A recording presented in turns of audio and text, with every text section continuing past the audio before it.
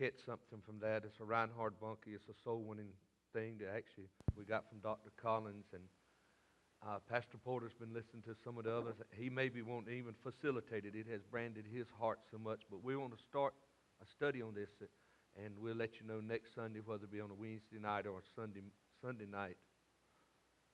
But we need every hand on deck. There's people that need Jesus, and we got to reach them. It's going to take heart. I can say what I want to. Reinhard Bunkies can do what he wants to, but it's got to have heart. Have you ever been out on a lake or river or wherever and thrown out a lifeline to someone that's sinking? Y'all remember a few years ago when we went to Somerset, Kentucky, our sister church, and they took us out on that river, and one of our men was going to get back up on the boat, and we kind of lost track. And as he was getting back up on the boat, I had previously got up on there, and the fumes on that motor was kind of a little tough, but you know, just a little tough, and we got on. But this man had an asthma, and he hit those fumes, and he went back in the water, and was looking for him, and he was drowning. And there was a life preserver that was there on the boat, and we was trying to go there. And prior to that, I had the guys that taught me and just jumping in. I think I had my blue jeans on or whatever, maybe a T-shirt. I said I could swim a little bit, so I jumped in. Never did hit bottom. I was glad to come up to the top of that thing and realized I hadn't swam in years and years, and this had been several years back. And I didn't say anything. I just kind of kept myself calm and kind of dog paddled over to that ladder and got up. But when I saw this man drowning, everything in me wanted me to jump out and help him. But you see, I knew that I couldn't do it. I knew that if I jumped into the water, then someone was going to have to spend time trying to help me instead of helping the one that needs it. And some kind of logic took place when everything I had wanted to reach out and help. One of the other guys finally jumped in, and he had went under more than 3 times. We threw out the lifeline as far as we could throw it out. The boat was drifting a little bit away from him. And all of a sudden, the one that went to him had threw the life preserver as far as they can, and his hand come up in between it. We were able to get him on boat. There was a nurse that was there that was one of the folks that owned the boat, and she helped him. This was a black man, but he was whiter than I was. And I want to tell you what, thank God he was saved. But you know what? There's people that's sinking. They're going under, and they're on the paths, and they're on the road to destruction, headed for hell. There's some things and some words that's been said on our bus yesterday as they took them home that we wouldn't dare repeat here in church today. Matter of fact, there's nowhere in my private that I'd want to repeat some of those things that were said. People say, well, why are you going to help those? Because they need a life preserver thrown out. If we don't reach them while they're young, when will we ever reach them? And my friend, I don't think we will. You see, every hand on deck. Mayday, mayday, mayday. Literally, minutes left. Minutes left. And I wonder in this race, in this life's journey, how many minutes do we actually have left?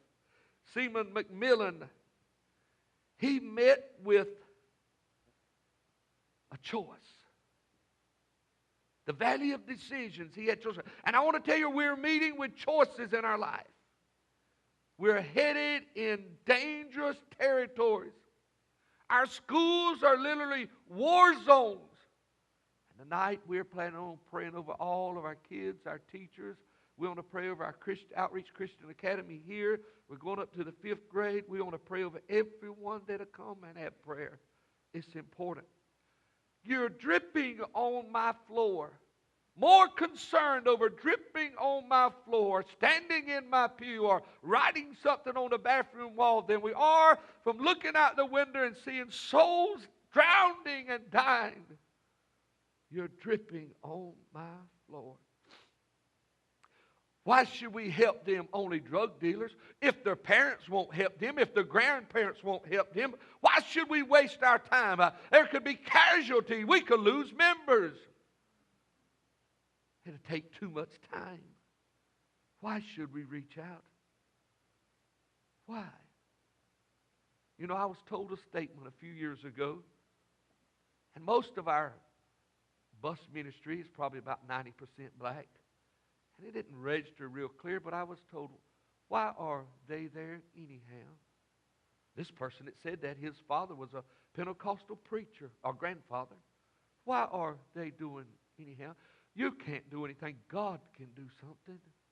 We got to learn some methods and try to teach and try to have a way to winning. Every hand on deck.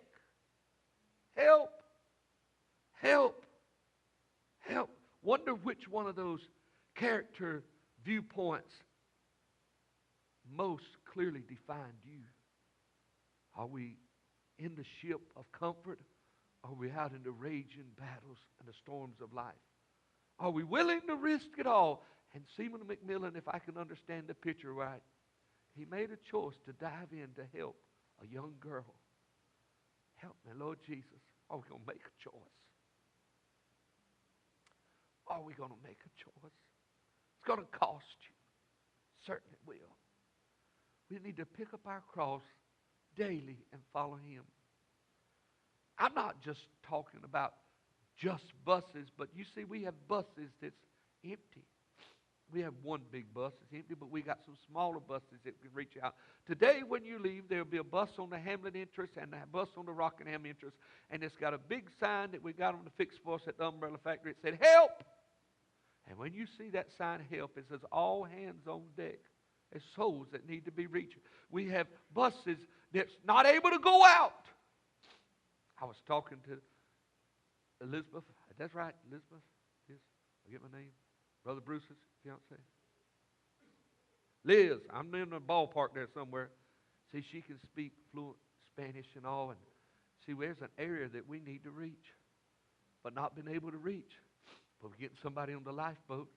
And maybe they can come worship and praise, and then maybe we can just take to a class. We're not here to try to separate people. We're just here to try to find a way to minister to people. Maybe some of our older teens need help. Maybe we can find some ladies that can at least tell them how to cover up a little bit. Might keep them from getting pregnant down the road. Certainly some of these boys need a lot of help, I'll promise you that. But you know which one seems to listen the best? It's the smaller ones. They're paying attention to what God can do. Listen, in Revelation chapter 3, verse number 1 and 2, the church of Ephesus, "I know your deeds, your hard work, and your perseverance, but you have forsaken your first love."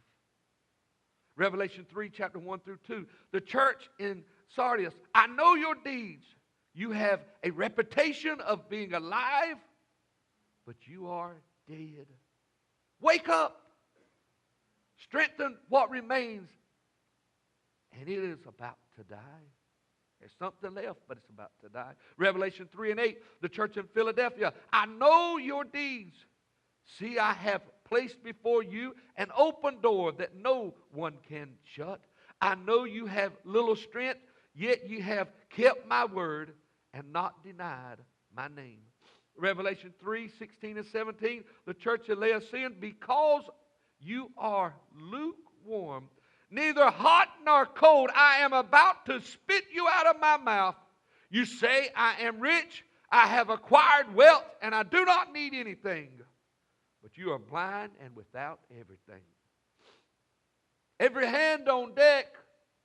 Help! Help!